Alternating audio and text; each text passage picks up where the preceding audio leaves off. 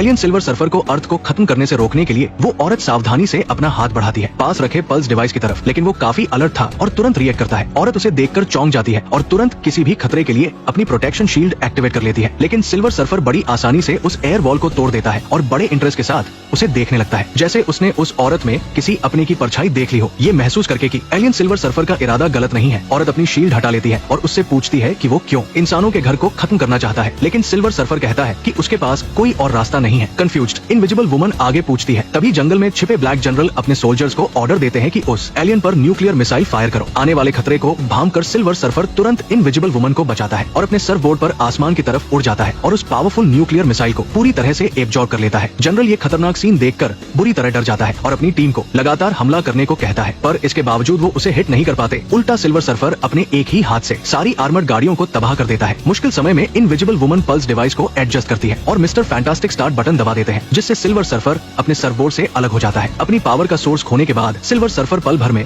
बेहद कमजोर हो जाता है, यहाँ तक कि उसकी बॉडी की चमक भी धीरे धीरे फीकी पड़ने लगती है। पहले से घात लगाए बैठे सोल्जर्स उसे एक सीक्रेट बेस पर ले जाते हैं, लेकिन मिशन पूरा होने के बाद मिलिट्री के बड़े अधिकारी एक तरफा एग्रीमेंट तोड़ देते हैं और मिस्टर फैंटास्टिक को सिल्वर सर्फर से पूछताछ में शामिल होने से मना कर देते हैं। मजबूर होकर इनविजिबल वुमन अपनी सुपर पावर का इस्तेमाल करके चुपके से इंट्रोगेशन रूम में घुस जाती है ताकि उस एलियन से और जानकारी हासिल कर सके, लेकिन बातचीत के बाद उसे पता चलता है कि सिल्वर सर्फर जिस मास्टर के लिए काम करता है उसका नाम प्लैनेट भक्षक है, जो दूसरे प्लैनेट्स की लाइफ एनर्जी को एब्जॉर्ब करके खुद को पावरफुल बनाता है। और सिल्वर सर्फर अपने होम प्लैनेट को बचाने के लिए उसकी सेवा करने का रास्ता चुनता है और इस बड़े यूनिवर्स में उस देवता के लिए ऐसे प्लैनेट्स ढूंढता है जिन्हें खाया जा सके, जब तक कि उसने अपनी वाइफ जैसी दिखने वाली इनविजिबल वुमन को नहीं देखा। उसे देखकर ही सिल्वर सर्फर के मन में दया आई और उसे अफसोस हुआ कि वो अर्थ पर ये मुसीबत लेकर आया, पर अब बहुत देर हो चुकी थी। प्लैनेट भक्षक कुछ ही घंटों में यहाँ पहुँच जाएगा। जब तक सिल्वर सर्फर को अपना सर्फ बोर्ड वापस नहीं मिल जाता और वो जल्दी से यहाँ से निकलकर उसके लिए कोई दूसरा प्लैनेट नहीं चुनता, तब तक वो चाहे कितनी भी कोशिश कर ले उस देवता को आने से नहीं रोक सकते। लेकिन जब सब लोग जनरल से सिल्वर सर्फर की पावर का सोर्स वापस लेने का प्लान बना रहे थे, तभी गलत इरादे रखने वाला डॉक्टर डूम पहले ही सर्फ बोर्ड छीन लेता है और उसे जबरदस्त कॉस्मिक एनर्जी मिल जाती है। उसने बस हाथ घुमाया और पूरी तरह से हथियारों से लैस ब्लैक जनरल पल भर में गायब हो गया। यहाँ तक कि गलती से निकली कॉस्मिक एनर्जी ने भी फर्श को उड़ा दिया और वहाँ पहुंचे द थिंग को दीवार में फंसा दिया। शुक्र है कि पीछे मौजूद मिस्टर फैंटास्टिक के पास स्ट्रेच होने की वो काबिलियत थी जिसकी चाहत हर आदमी करता है, और इसी वजह से वो बाल बाल बच गए। जनरल का बेजान